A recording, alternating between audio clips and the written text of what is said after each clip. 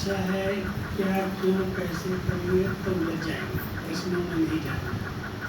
बाबा की मुरली ही एक ऐसा साधन है जो रोज की आने वाली प्रॉब्लम का उत्तर देते हैं। आप बाबा की मुरली को अच्छी तरह से पढ़ो, नोट करो, कुछ न कुछ उसमें ऐसे ही होगी जो बातें आने वाली हैं उनका फेस कर सकते हो, सामना कर सकते हो।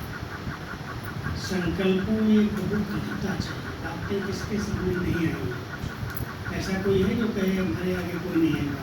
अरे क्या गया, पूरा ज्ञान में परिवार चला, फिर भी विघ्न है। अभी आपका कोई संबंधी चल रहा है, कोई नहीं चल रहा है, तो जरूर टकराव होगा, नहीं बातें आएंगी, लेकिन अपने को अधैर्य नहीं किया, शांति से बात हो जाएगी। बाबा मेरे साथ, बाबा को साथी बना लो, वो सर्वशक्तिमान है, सर्व समर्थ है। लेकिन और कोई बात याद ना है, बाबा मेरे साथ है, थोड़ा शांति से, धैर्यता से। एक बात बहुत गांठ बांधना, कोई भी बात का उत्तर तुरंत नहीं देता है। उसने बोला, अपने फट से बोल दिया, समझो, और फिर बहुत सरल शब्दों में, मधुर शब्दों में बात का उत्तर। अगर जल्दी बोल देंगे, उतावले होकर के बोल देंगे, वो एक बोला हमने दो बोल दिया, तो वहाँ टकराव करेगा, वहाँ बैलेंस खत्म हो जाएगा। तो कहेंगे यही क्या सुना, अपना गुस्सा कोई नहीं देखता। दूसरे ने अगर मुरली सुनने वाला, क्लास में आने वाला थोड़ा जोश में बोल देगा, तो बस कमेंट शुरू हो जाएगा, तुम यही पढ़ने जाती हो, यही ब्रह्मा कुमारी यहाँ सिखाती हो, यही ज्ञान है। इसलिए बहुत संभल के चलना है, बहुत संभल के चलना है। स्थिति बिगड़ने नहीं दो, परिस्थितियाँ आती हैं, स्थिति अच्छी है तो पार हो जाएगा। इसलिए स्थिति पर ध्यान दो, और स्थिति अच्छी बनती है श्रेष्ठ स्मृति से। जितनी अच्छी बातें मुरली में आती हैं, उनको हम याद रखते हैं, तो हमारी स्थिति बनती है, स्मृतियाँ स्थिति बनाती हैं। इसी मुरली में एक लाइन, इसी शब्द में एक और ऐड करना चाहूँगी भाई। बाबा कहते हैं मुरली में सबको संतुष्ट करो, इसमें क्वेश्चन आया है। तो संतुष्ट करने के चक्कर, परिवार को इतना संतुष्ट करने के चक्कर में कई बार हमारी स्थिति असंतुष्ट हो जाती है, तो क्या वो हमको संतुष्ट करे या हम अपने आप को संतुष्ट करें? इसके गहरे रहस्य को समझना, पहले है ईश्वरीय मर्यादा। ब्राह्मण कुल की ईश्वरीय मर्यादाओं को सामने रखते हुए फिर संतुष्ट करें। मर्यादा तोड़ करके नहीं करते तो बोझ चढ़ जाए। तो बाबा ने अपने बच्चों की सेफ्टी के लिए अमृत वेले से रात तक हर प्रकार की श्रीमती है, मर्यादा के अंदर रह करके उसके अनुकूल है तो संतुष्ट करो, और अगर नहीं संतुष्ट हो रहा है उसको मर्यादा तोड़ के मैं संतुष्ट नहीं करता। वो बाबा को असंतुष्ट करना हो गया, तो श्रीमती अवज्ञा हो गया, उसका बोझ बहुत बड़ा है। लौकिक वाला तो आज असंतुष्ट होगा, कल संतुष्ट हो जाएगा। उसको पता चलेगा भाई इसके नियम है, इसकी मर्यादा है, इसको सिखाया जा रहा है, इसके योग के लिए जरूरी है, तो वो संतुष्ट हो सकते हैं राज नहीं तोड़कर। लेकिन बाबा की ईश्वरीय नियम मर्यादाओं को तोड़ करके अगर आपने किया तो आपके ऊपर बोझ चढ़ जाएगा, योग नहीं लगेगा, खुशी गायब हो जाएगी, कोई भी बात बुद्धि में नहीं ठहरेगी। इसलिए मर्यादाएं इससे नहीं, पहले मर्यादाएं हैं फिर संतुष्टता है। अच्छा भाई साहब, बाबा कहते हैं कि इसमें मॉर्निंग क्लास में वहाँ पर मेरी ज़रूरत घर में बच्चों को लंच बनाना है, तो मुरली को पहले दें प्रायोरिटी या फिर घर वालों को? ऐसा है कि एक को समझ से चलना है, ज्ञान माना समझ, ये अंधश्रद्धा नहीं है। आज बच्चे को स्कूल जाना है, माँ की जवाबदारी है बच्चे को पहले तैयार करना, उसको तैयार करके स्कूल भेजना। ऐसा कंपलसरी नहीं है कि आप बच्चे को बुला करके और मुरली सुनने आ जाओ, पूरा घर डिस्टर्ब हो जाएगा। हमें घर को डिस्टर्ब नहीं करना है, अपनी स्थिति को चेक करना है कि अगर हमारा बहानेबाजी नहीं चाहिए, सिर्फ एक बात का ध्यान देना, बहाना नहीं, हमारी जो परिस्थितियाँ हैं, हमारा कोई ऐसा कार्य आ गया है तो हम अपने को एडजस्ट करते हैं। चलो उस समय हम नहीं आ सके, बच्चे स्कूल चले गए, उसके बाद आकर के मुरली सुन लिया, उसका कोई लेकिन ऐसे नहीं है हम अपने घर को अपने बच्चों को डिस्टर्ब करके और उनको रुला करके और फिर हम तो मूल्य सुने जा रहे हैं। ये तो बदनामी है बाबा की। बदनामी करने के लिए थोड़ी हम आए हैं। हम अपने घर को संभालते हैं, सबको सिखाते हैं, सबको सेट करते हैं, फिर अपने लिए समय निकालते हैं। इसलिए अधिकतर माताओं के क्लास सेंटर्स पर दोपहर को रखे जाते हैं। ऐसा तो नहीं अमृत वेले सवेरे सवेरे मूल्य सुनने भाइयों के लिए कहा जाता है। और जो माताएं निर्बंधन है, जिनके आगे कोई पीछे कोई बंधन नहीं है, वो क्यों अलबेलेपन में गए हम तो दोपहर को सुनेंगे। सवेरे का समय ब्रह्म मुहूर्त का, ये अमृत वेले का समय बुद्धि में कोई इधर उधर के ख्यालात नहीं है।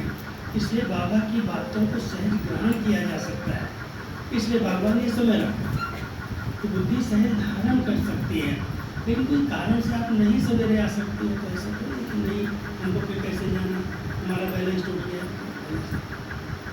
नहीं आ सके कोई कारण नहीं। तो दोपहर का समय है, जो बहनों से समय पूछो इस समय हम आए, उस समय आकर के बाबा के घर में हाजिर लगा दूँ, बंधन तो नहीं है ऐसा।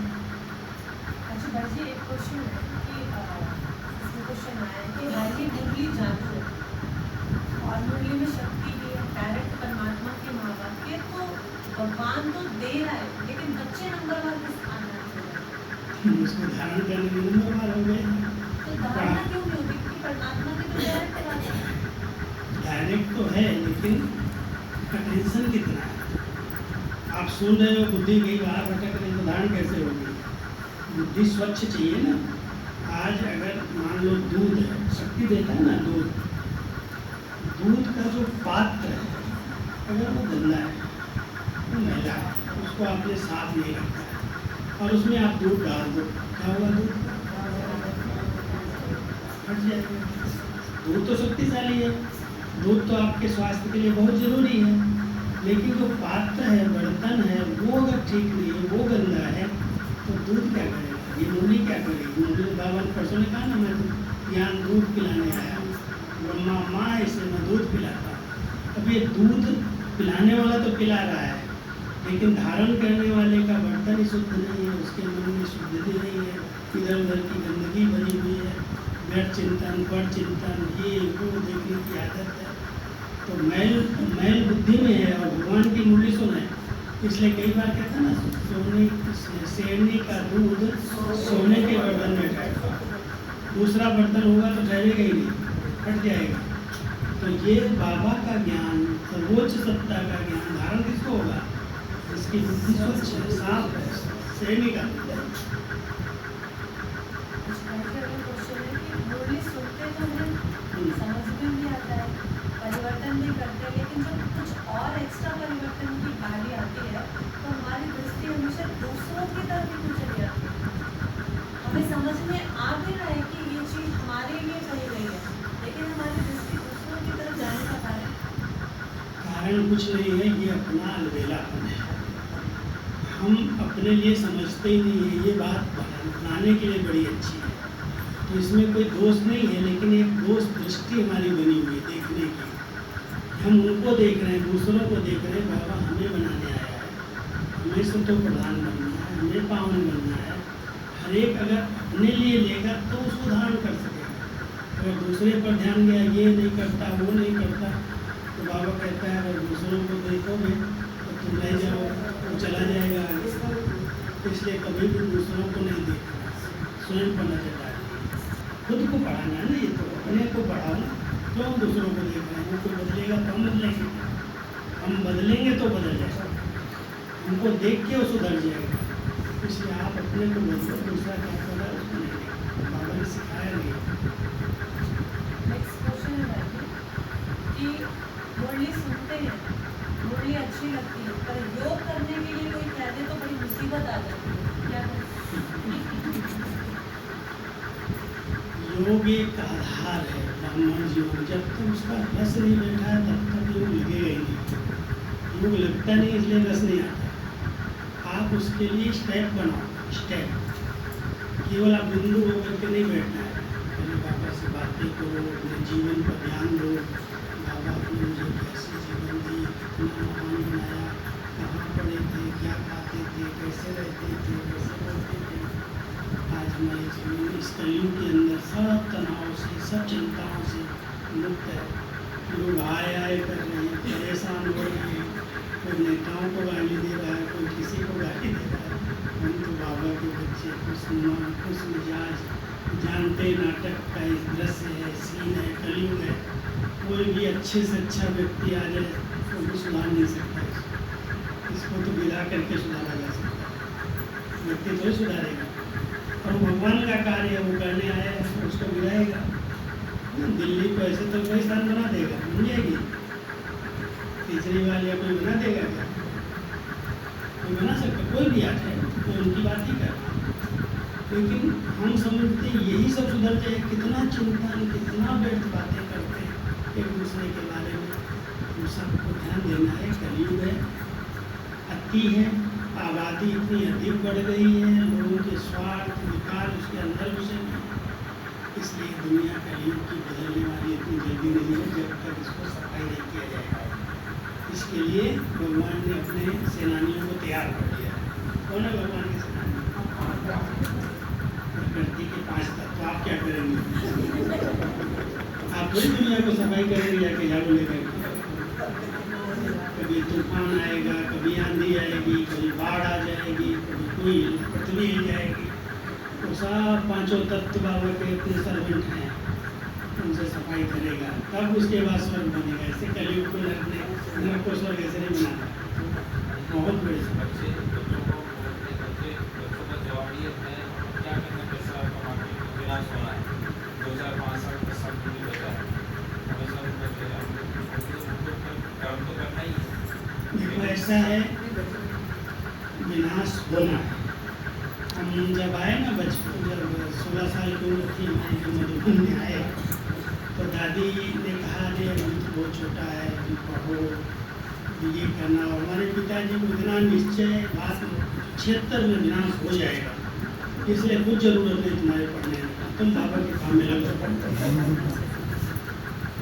दादी वो हंसते हुए बोला, दादी हमारे पिताजी कहते विनाश हो जाएगा, उसने पढ़ के क्या करेंगे? अभी आप कहते हो छोटा है, बड़े होंगे तब तक विनाश हो जाए तो मेरी क्या कमाई होगी? दादी हंसने लगी, कहती ठीक है, तेरे पिताजी को निश्चय तो है, बहुत अच्छी बात है, लेकिन हमारे विद्यालय की मर्यादा है। कम से कम 18 साल की उम्र हो जाए, 12 क्लास तक तो पढ़ा हुआ हो, उसके बाद हमसे और अगर तेरी बहुत दिल है तो तुम पिताजी की चिट्ठी लेना, लिखत मांगना, लिखत लेगा तो छुट्टी मिलेगी। तो ऐसे करके दादी ने मेरे को भेज दिया। तो मैं आ गया, उस समय 71 में एक लड़ाई चल गई बांग्लादेश वाली, और वो बड़ी खतरनाक थी। रोज शाम को 6 बजे सायरन बजता था, सब ब्लैकआउट हो जाता था। तो मैंने कहा दादी कहती है विनाश होगा तब होगा, और विनाश शुरू हो गया। मैंने फटाफट हाई स्कूल पूरा किया और लिया चिट्ठी और आ गए मधुबन में।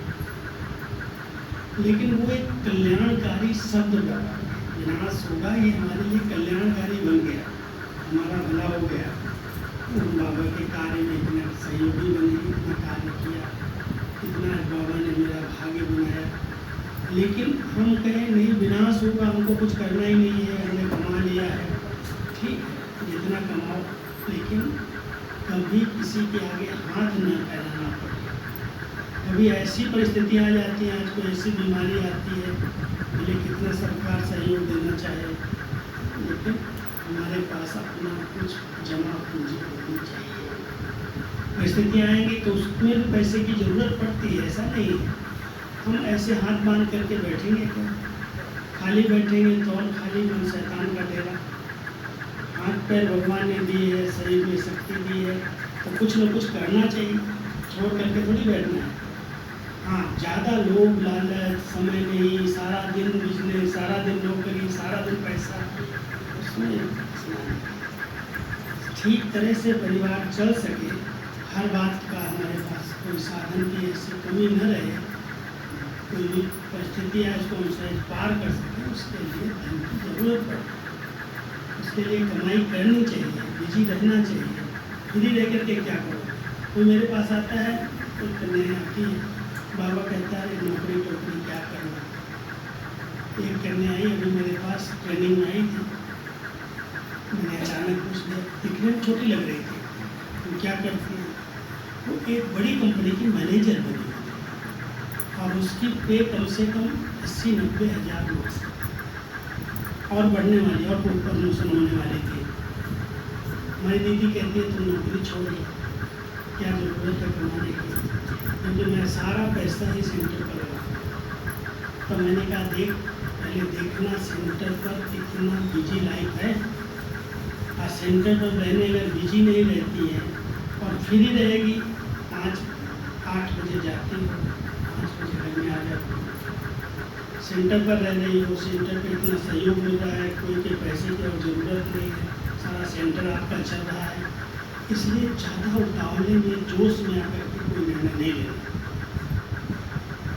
सेवा कर रही हो, तन मन धन 3 प्रकार की सेवा है। तन अगर फुल बिजी रहता है तो छोड़ो नौकरी, जरूरत नहीं है। इतनी सेवाएं अभी की हैं सेंटर पर है तो नौकरी जरूरत नहीं करने की। लेकिन अगर इतनी सेवाओं में बिजी नहीं हो और पैसे से आपको यदि सेंटर चला रही हो तो आप इतनी जल्दी जोश में नहीं आए। हर एक बात की समझ चाहिए, समझ से चलने से कल्याण है। तो पैसा चाहिए, लेकिन पैसा इतना नहीं चाहिए जो काला धन आए और सारा घर डिस्टर्ब करे, फंस जाओ कहीं। इसलिए कमाओ, जो बिजी हो, 6-8 घंटा बिजी हो, इसलिए विवाह के लिए किसी के कहने पर आने बिना जब होगा, सबका ही होगा, धन का भी होगा, घर का भी होगा। कोई कहते हैं ना, जब विनाश होगा तो ब्रह्मा कुमारी इतने बड़े मकान क्यों बना रही, इतने बड़े बड़े सेंटर क्यों बना रही, ये सेंटर क्यों बना। अरे भाई, जिसका पैसा सफल हो जाएगा उसका भी भाग्य बन जाएगा। अगर उसमें से 50 लोग भी ज्ञान में निकल गए तो उनका भाग्य बन गया, पैसा भी तो जाएगा। अगर मकान जाएगा तो पैसा रहेगा, सब कुछ जाएगा। अगर किसी ने बड़े दिल से बाबा के नाम पर कुछ सफल कर लिया और उसको रिटर्न में कुछ उसके कई आत्माओं को ज्ञान मिला, कईयों को जीवन बना, या अंत समय में असलम स्थान बन गया। आज आपको बताऊँ, ये जो बाढ़ आई ना चारों तरफ से, सबसे ज़्यादा हमारे आंध्र प्रदेश में विजयवाड़ा में 10-10 फुट पानी हर मकानों में घुस गया। और उसके साथ पानी नहीं घुसा, मिट्टी का लेयर 5-5 फुट मिट्टी घुसी, उससे सारे घर और लोग बेघर हो गए। इधर उधर जो भागे ऊपर चढ़ गए, बच गए थोड़े बहुत। अब उनके पास पानी नहीं है, खाना नहीं है, कपड़े नहीं है, कोई साधन नहीं है। आज हमारी बहनों ने उनको बुला करके असलम दिया, खिला रही है, हर चीज़ का साधन दे रही है। तो ये बाबा के घर असलम बनते हैं असल, क्योंकि वो स्थान चार्ज है, वहाँ पर इतनी जल्दी प्रकृति नुकसान नहीं करती। आप भूकंप आया था ना जब खुद कच्छ भुज का, मैं खुद 3-4 दिन के बाद गया था, सारा शहर ऐसे पट में पड़ा हुआ था। बाबा का पुराना घर, उस पर झंडा लगा हुआ वैसे खड़ा हुआ है। मैं गया, मतलब ये क्या है? क्रेक आई है लेकिन कहीं पर भी उसकी दीवार गिरी नहीं है।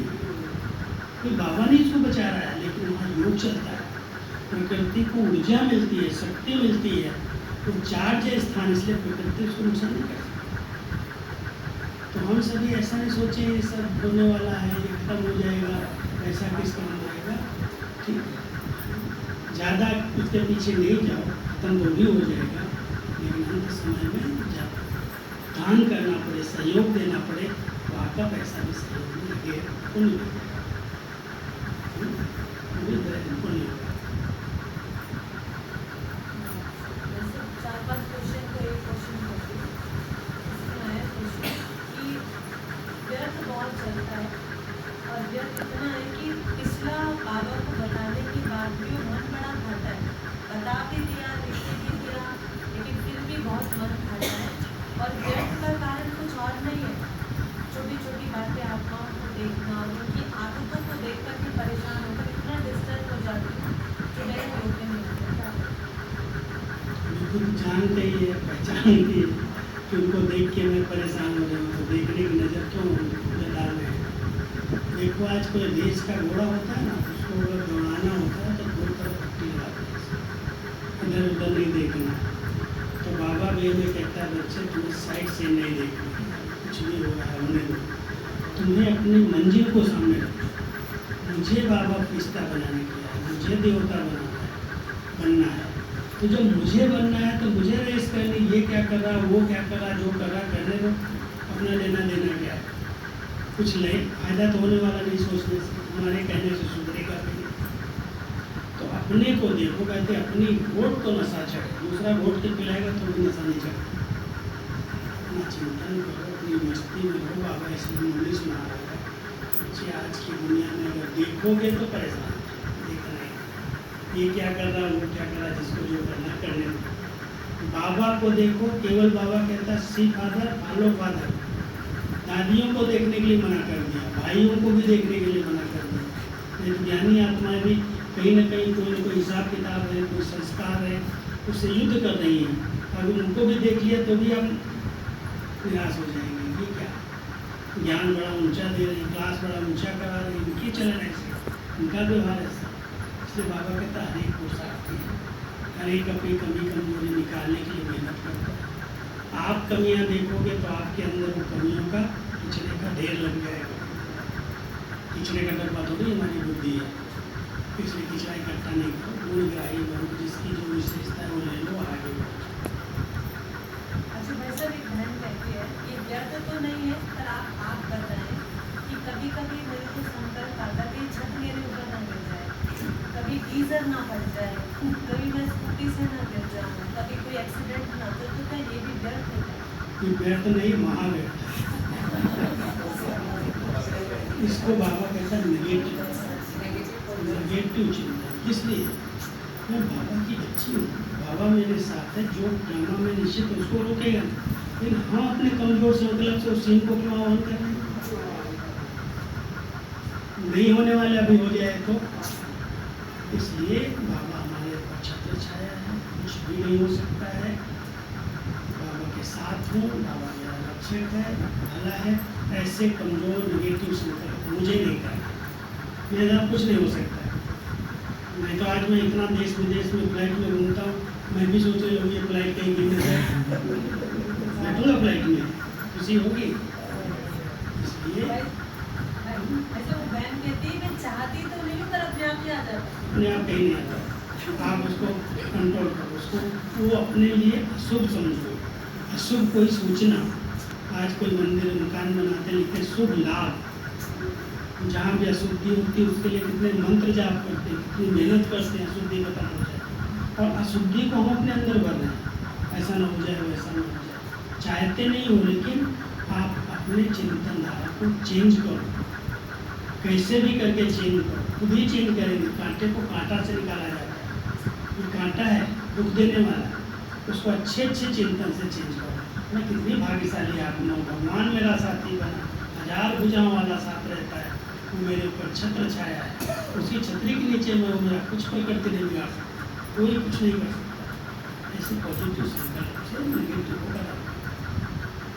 लास्ट 2 क्वेश्चन लेके भाई, एक भाई कहते हैं कि इतना कमाने के बाद भी घर में बरकत नहीं होती, क्या करें? दान करो, कुछ सेवा के लिए निकालो, क्योंकि अगर कमा रहे हो तो कहाँ जा रहा है? इन्वेस्ट में जा रहा है। दान करेंगे, सेवा में कुछ अर्पित करेंगे तो उसकी दुआएं मिलेंगी, फिर बरकत अनुभव, कंजूस नहीं बनो। अगर पैसा है तो हिस्सा बनो।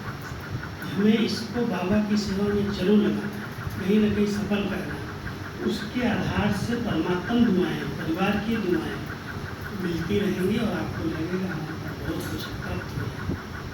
नहीं तो बरकत अनुभव क्यों नहीं हो रही है? क्योंकि वो सिर्फ परिवार को चला रहा है, कुछ हिस्सा।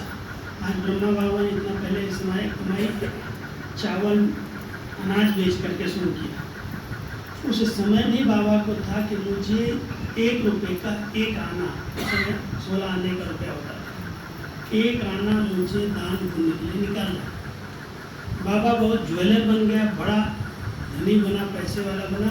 उसमें भी उसने 12 गुरु किए और हर गुरु को दान किया, सेवा में लगाया। तब बाबा आज इतना साहूकार बन गया, इतने बड़े यज्ञ को चलाया, नर से नारायण बना। कहते लक्ष्मी धन देवी है, लेकिन लक्ष्मी को देने वाला कौन है? फिर वो बिना नारायण के कुछ लेते। बाबा गुप्त रहा, इसलिए भविष्य में उसको गुप्त ही दिखाया। लेकिन देने वाला इतना धनवान वो राजा है।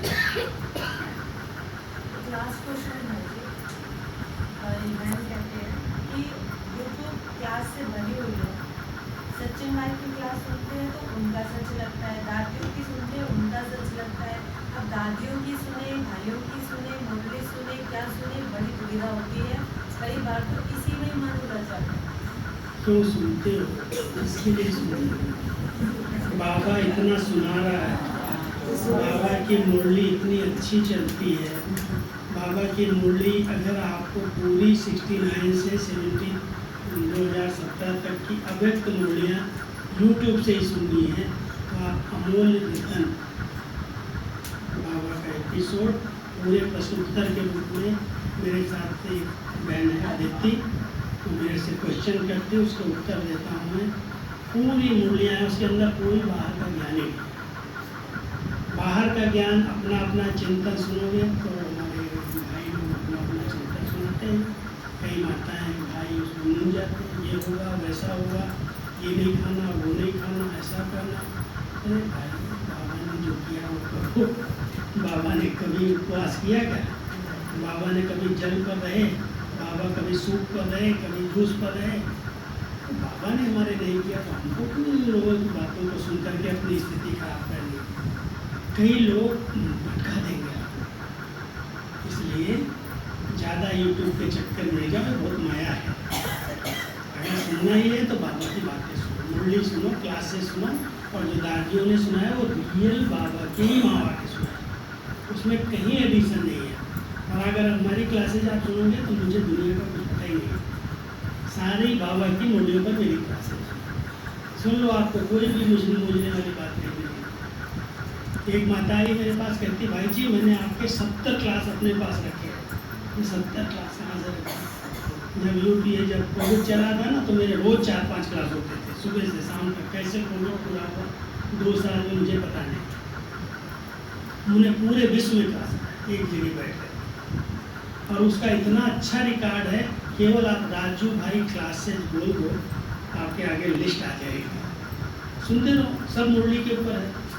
मेरी मत का मत है ही नहीं, मेरे पास है ही नहीं ज्ञान बाहर का। नहीं तो वो पता नहीं कहाँ कहाँ के ज्ञान की बातें, कहानियाँ सुना करके लोगों को ऐसे ज़्यादा नहीं इंटरेस्ट रखता, नहीं तो नहीं। अभी लास्ट क्वेश्चन मेरा है कि थोड़ा आप ये बताएं कि मुरली का वरदान आपको बाबा से कैसे मिला, और दूसरा है कि 8 व्रतन में आने का, 108 व्रतन में आने का क्या चक्कर क्या है? बहुत ज़्यादा ये हो गया। हमारा एक कृष्णा नगर में एक भाई भी निकला, उसने कहा ये बात कि मैं ब्रह्मा बाबा का अवतार हूँ और मैं 108 में कौन कौन आत्माएँ आने वाली, 8 व्रतन में कौन कौन आने वाली है मैं बता सकता हूँ। तो इसमें थोड़ा सा, वैसे तो ये ड्रामा होता है, लेकिन आप कि आपको बाबा ने मुरली का आप इतना अच्छा मनन करके सुनाते हैं, हमने भी वो अमूल्य रतन, हम भी ये सारे एपिसोड देखते हैं, तो आप उस पर थोड़ा सा प्रकाश डालें, क्योंकि इतना कन्फ्यूज़न हो रहा है कि 8 में कौन आने वाले, फिर हम दादियों को सीरियल वाले लगाने लगते हैं, तो ऐसा क्या है? समझाएंगे? मैं आपको अपने अनुभव से बताता हूँ। 8, 108, 16,008 इस चक्कर में हम क्यों जा रहे हैं? क्या देख रहे हैं? जिनको बाबा को बनाना होगा वो बन गए हैं, बन जाएंगे। हम तो अपनी लिस्ट निकालते हैं, ब्रह्मा बाबा ने नहीं निकाली, और कहता मैं निकालने बैठता हूँ तो आज जो दूसरा नंबर वो 5वें नंबर चला जाता है, 5वां 8वें नंबर चला जाता है। मैं कुछ नहीं कर पाता हूँ, माला बना ही नहीं पाता हूँ। ब्रह्मा बाबा ने नहीं बना पाई, हर एक कुछ साथी आत्मा है। शिव बाबा कभी किसी का नाम बताता नहीं। इसलिए हमको सत्य प्रधान बनने का पुरुषार्थ करना है। और ये जो मनमत वाली आत्माएं हैं, जो कोई ब्रह्मा बन गई, कोई शिव बाबा बन गई, ये सब उनके अंदर खुद की व्यवस्था है, उनकी अहम की वृत्तियाँ हैं। बाबा कहेंगे ऐसे नहीं आता, मैं ब्रह्मा श्री कृष्ण की आत्मा है। वो ब्रह्मा संपूर्ण बन करके अव्यक्त वतन में बच्चों का इंतजार कर रहा है। वो कहाँ से जन्म लेकर के आ गया? अब वो बुद्धू आदमी क्या समझाता है, क्या बताता है, मैंने भी 1-2 बार सुना, तो इसका दिमाग क्या हो गया? इसलिए ज़्यादा इन चक्करों में नहीं जाओ। और कोई भी 108 के नाम बताए, बोलो बाबा ने नहीं जब बताया तो तुम क्यों बताने वाला करो? शिव बाबा ने अपनी मूल्यों में नहीं बताया, 48 साल में बाबा ने, अव्यक्त बाबा ने नहीं बताया। जब बाबा नहीं बता रहा तो तुमको किसने अथॉरिटी दे दिया? इसलिए कभी इन चक्करों में नहीं करो, तुम अपना पुरुषार्थ करो, तो प्रधान बनना है, अपना को संपूर्ण पावन बनाना है, जो विकारों की गंदगी है उसको निकालना है, उसकी तपस्या करनी है, अपनी वोटो अपनी मस्ती में रहो, अपनी स्थिति बनाओ। बाकी 8 में आए या 16,000 में आए, चाहे जिसमें आए, बाबा को जो पद देना वो दे देगा। हम रेस करें, बाकी कोई चीज़ परवाह नहीं करें। मुझे तो लगता है जो मिलना होगा मिलेगा, जो बनने होंगे बन जाएंगे। हम अपने कर्मों को श्रेष्ठ बनाएंगे। तो माताएं कुछ पूछना चाहती हैं क्वेश्चन। राजेश माता जी बताएं। तो हम शंकर एक एक की बना। मेरा अपना है ये दर्शन क्वेश्चन, जैसे साकार मूवियाँ 64 से 69 5 साल की बता रही रिपीट हो रही। तो एक तो ये कि जैसे समय अब आगे आया है और सब चेंज हुआ है, तो क्या उसमें कुछ आपका पार्ट है, ये रोल आपको बाबा ने दिया है, कुछ उसमें आप मॉडिफाई करके बाबा ने कि पहले सब कुछ आज के टाइम का भी बता दिया था? ऐसा है कि जो ओम शांति से नमस्ते तक की मूल्य है, ओम शांति से नमस्ते तक की, बाकी ऊपर नीचे सब मेरी एडिशन है। ऊपर की एडिंग है मीठे बच्चे वाली, क्वेश्चन आंसर है, नीचे धारणा का सार है, वरदान है, स्लोगन है, ये सब एडिशन है। बाकी मुरली केवल ओम शांति से नमस्ते तक है। उसमें जो कुछ बाबा ने सुनाया है उन्हीं के शब्द हैं। अगर समय अनुसार लगता है इस समय कि अभी इसकी ज़रूरत नहीं है, तो उसको दादियों ने हटवा दिया, बोला ये अभी ज़रूरत नहीं है। क्यों नहीं ज़रूरत है? क्योंकि उस समय स्थापना थी, और स्थापना में बहुत सारे लोग बाबा का यज्ञ का ज्ञान का विरोध करते थे, और विरोध वाले समाचार जब ब्रह्मा बाबा सुनते थे तो ब्रह्मा बाबा कई बार उनके लिए भी कुछ न कुछ शब्द बोलते थे। शिव बाबा नहीं बोलते, ब्रह्मा बाबा अपने अनुभव से बोलते थे, क्योंकि उन्होंने गुरु किए थे, उनके अपने शास्त्र पढ़े हुए थे, अनुभव थे, और उसके आधार से कहते थे देखो भगवान तो कहता है कि अपने को जो भगवान कहलाएगा वो कहना कर सकता। और कभी कभी ब्रह्मा बाबा कहते हैं सन्यासी सब कहना कर सकते। अब वो सन्यासी हमारे ज्ञान में आ गए, कई लोग हमारी नोटिस सुन रहे हैं, कई बाबा कितनी महिमा कर रहे हैं, हमारे जीवन को देखते, हमारे चरित्र को देखते, तो उनका एक बहुत ऊंचा दृष्टिकोण बाबा के लिए। अब मुरली में अगर उनके लिए ऐसे शब्द होंगे तो उनका क्या होगा हाल? इसलिए दादी कहती थी नहीं, अब वो समय नहीं। उस समय हमारा विरोध था, उस समय ब्रह्मा बाबा ने बोला, अभी वो सबको रिपीट करने की। हम रिपीट ऐसे शब्द नहीं करते हैं, बाकी एडिशन को नहीं। और भाई जी जैसे मुरली में आता है कि कुछ दूर है आज मैं आगे चल कर बताऊँगा, अभी नहीं, तो फिर वो कैसे? वो सब बता दिया वाणी में, अच्छा सब हो गया, सब बताया कुछ है। और रखा तो होगा और बाबा ने। अगर कुछ रह गया होगा तो अभी भी कोई ना कोई संदेशी के द्वारा कोई ना कोई पाठ मिल जाएगा। कुछ तो बाबा ने बोले आगे भी बताओ, तो कुछ तो होगा जो भी आएगा आज और भी जल्दी के लिए। कोई बच्चे को टच कर देगा नया।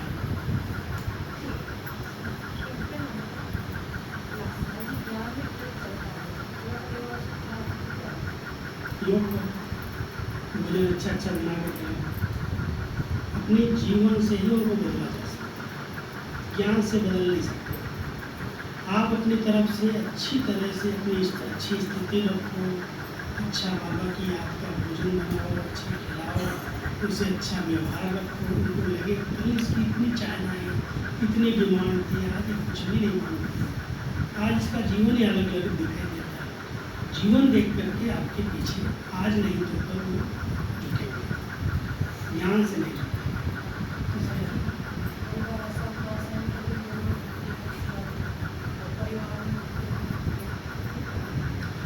देख करके बहनों को बता सकते हैं ना, परिवार पहले है, क्योंकि अगर नहीं तो झगड़ा होगा, मारपीट होगी, फालतू गुस्सा करेंगे। आप बहनों को खुश करने के लिए अपने परिवार को नाखुश करना अच्छा नहीं है। आप ध्यान रखो कि जब समय मिलता है तो बहन जी को बता दो कि बहन जी अभी नहीं, अभी मेरे कोई जरूरी काम है, मैं बात करूं। अपने को सेट करना है, डिस्टर्ब हो करके नहीं करना। अब यहाँ आ गई और वहाँ आकर के गुस्सा कर रहे हो, परिवार वाले झगड़ रहे हैं कि क्या ब्रह्म कुमारी में रोज रोज आकर के इस बर्तन वहाँ मांझ के आती है, झाड़ू वहाँ लगाती है, घर पड़ा हुआ है ऐसे करना ये करो, करने के लिए बाबा का घर है, करती माता है। अपने घरों में हाथ नहीं लगाती हूँ, सेंटर पर आके सब करती है, लेकिन पहले से फिर यहाँ सेंटर पर करते हो तो घर का भी करना चाहिए। ये डोज कितने दिन तक खानी होगी? डोज बताइए, क्योंकि डॉक्टर दवाई देता है तो बोलते हैं ना 7 दिन का डोज खाना पड़ेगा। तो ऐसा डोज ही- ये डोज अविनाशी है, इसको रोज ये रोज खाना पड़ेगा।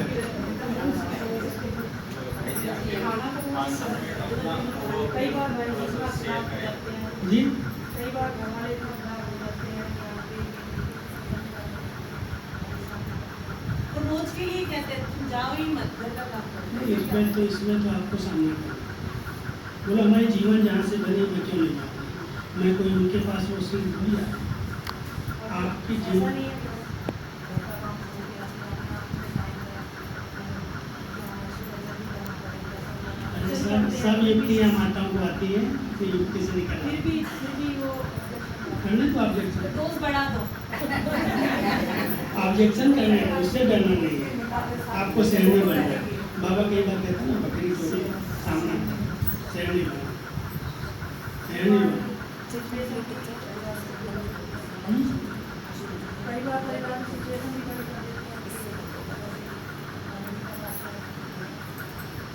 पाठशाला भी चलाती हूँ, बड़ी हिम्मत वाले। गीता पाठशाला है, लेकिन सभी विरोधी हैं, लेकिन इन्होंने अपने माँ बाप से जो भी, जैसे आपने कहा कि डट के सामना करो, उससे भी गीता पाठशाला रखो तो चाहते अभी हट जाए, पर इन्होंने योग से साधना से रखी हुई है गीता पाठशाला, उन्होंने अब नहीं हटने दिया।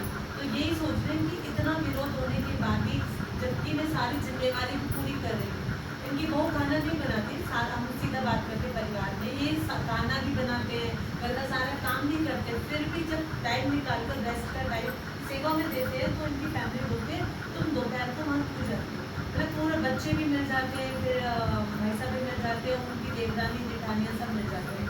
तो आप सब कह रहे हैं कि अब मैंने क्या करना है, दोस्त चेंज करना है, क्या करना है? ये हिम्मत रखी है, आपको सफलता मिलेगी, आज नहीं तो कल जरूर। आप अपनी हिम्मत नहीं छोड़ो, जैसे आप चले वैसे चलती चलो। गीता पाठशाला तो चल रहे हैं। हाँ बिल्कुल नहीं, झुकना नहीं, जब आप इतना नहीं चला के तो बिल्कुल झुकना करने दो लोग इसमें।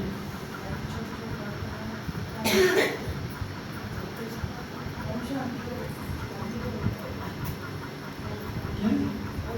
अगर कोई बात हाँ कोई निकल जाए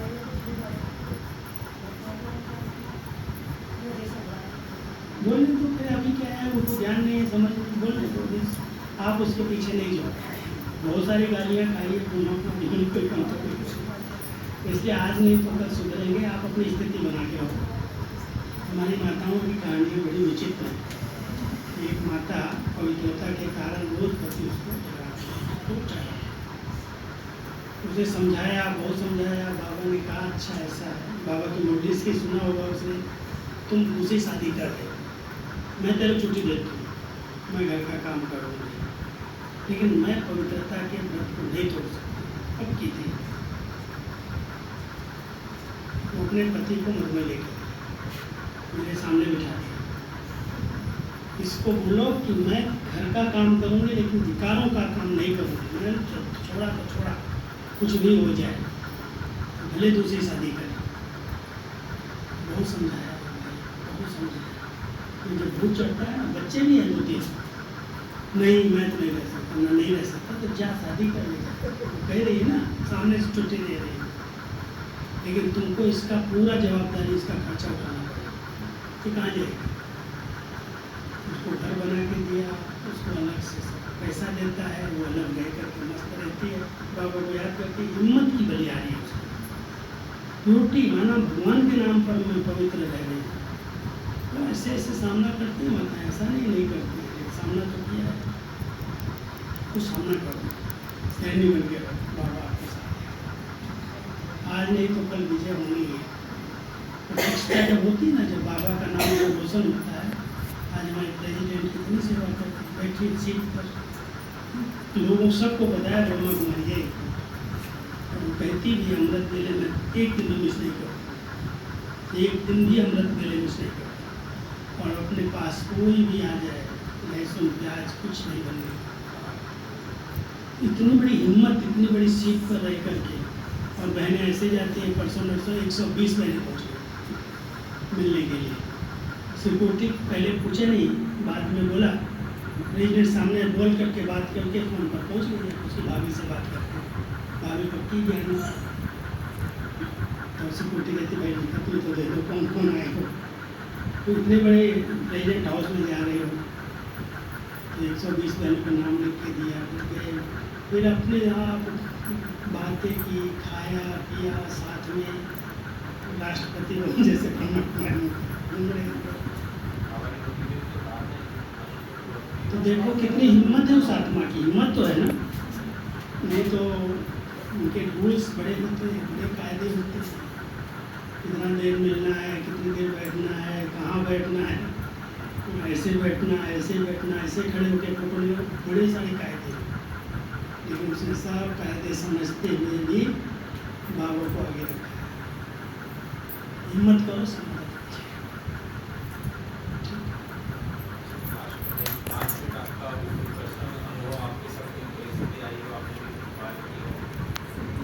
परिस्थितियाँ तो सब आती हैं, किसके आगे में।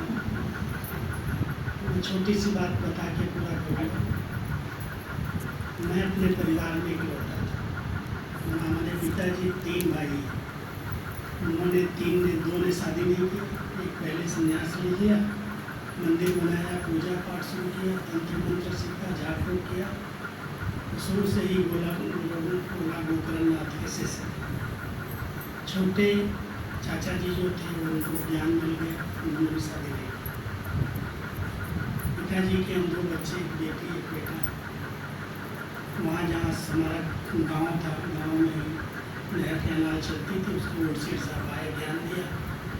और ज्ञान दे करके पिताजी आ गए, ज्ञान में पक्के हो गए। मम्मा गई, दादियाँ गई, 35 दादियाँ गाँव में गई, बैलगाड़ी पर घुमाया सबको, उसकी कहानी है। लेकिन वो दादाजी बहुत एक्टिव कि मैं इसको तो किसी भी हालत में ब्रह्मा कुमार नहीं बनने दूँगा, भले तुम सब चले जाओ।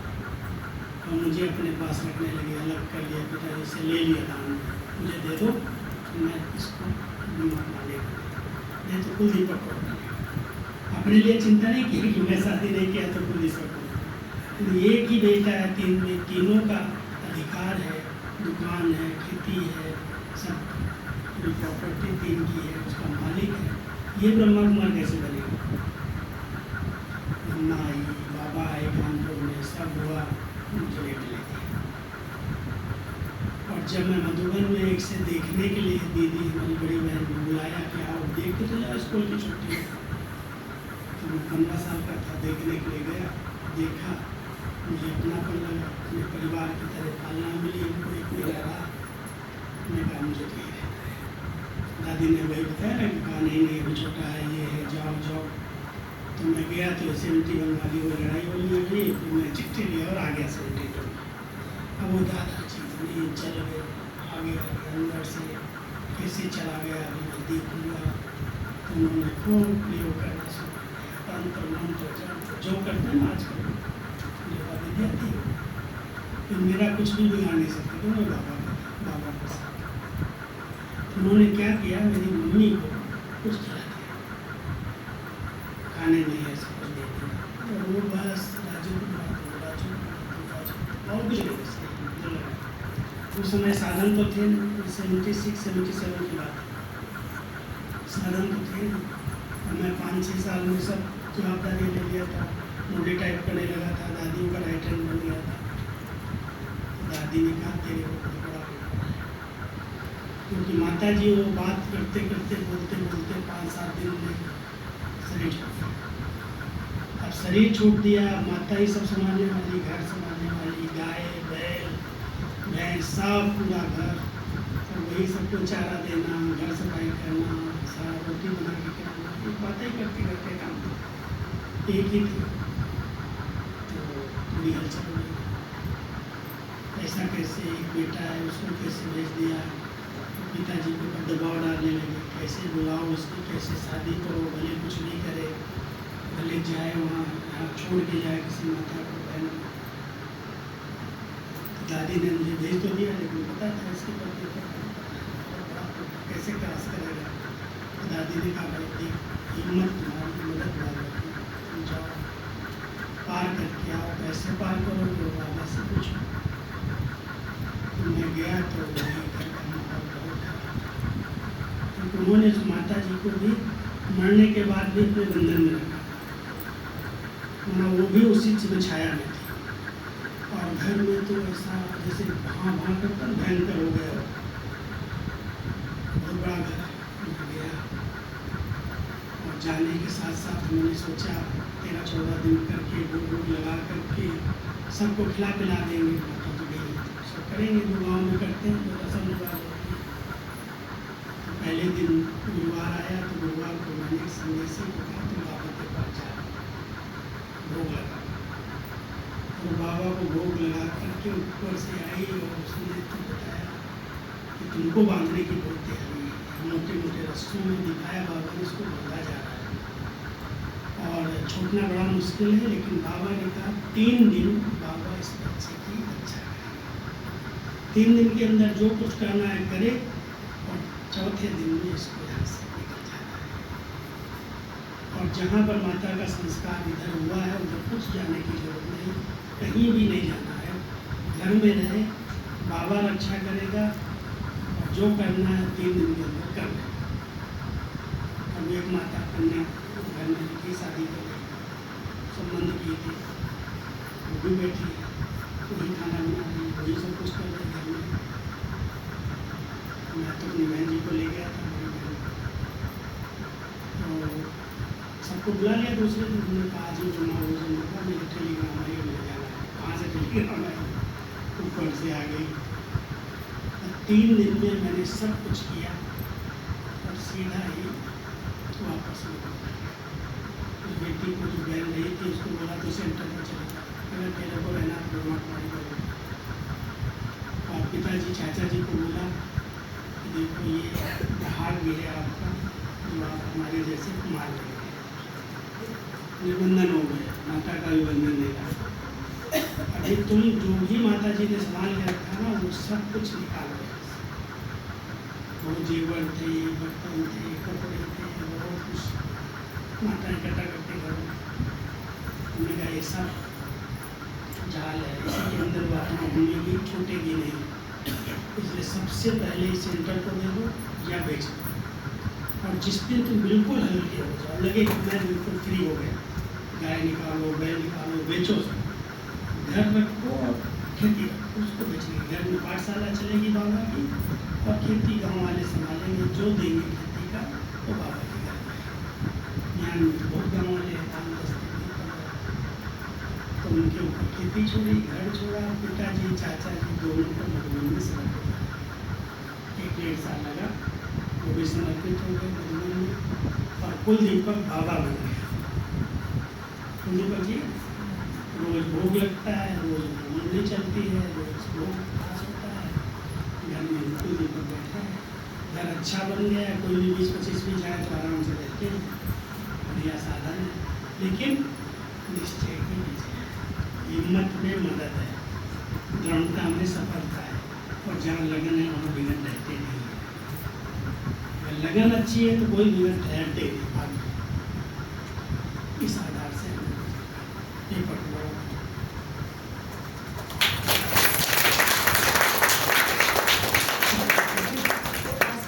आज की ज्ञान चर्चा का क्या टेक होम क्या रहेगा? क्या हमें एक वरदान के रूप में ज्ञान को शांति एक शक्ति मिलेगी? हिम्मत आपकी मदद बाप, हिम्मत नहीं छोड़ना, कुछ भी हो जाए। हिम्मत ब्राह्मण जीवन की श्वास है, ठीक है। बाबा से मदद मांगना नहीं, मांगने से देने वाला नहीं होगा। उसके सब बच्चे एक समान है, लेकिन जिसने हिम्मत का एक कदम आगे रखा उसको कदम गुना मदद मिलेगी। इसलिए हिम्मत नहीं छोड़ना, किसी भी पेपर में हिम्मत नहीं छोड़ना। मैं बाबा की बाबा दे रहा हूँ।